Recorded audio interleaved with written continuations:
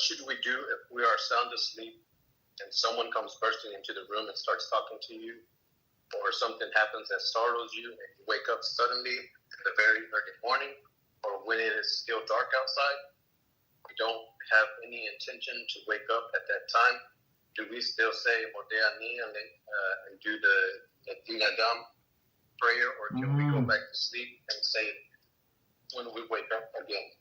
Yeah, very interesting. No, we don't say. So if somebody will woke you up suddenly, like I don't know, like somebody came from work, or I don't know, one of the kids, somebody like a neighbor upstairs dropped something on the floor, so you like startled, right? So of course, since it's not time for you to wake up, so you just go to sleep. It's like in the middle of the night, so you're not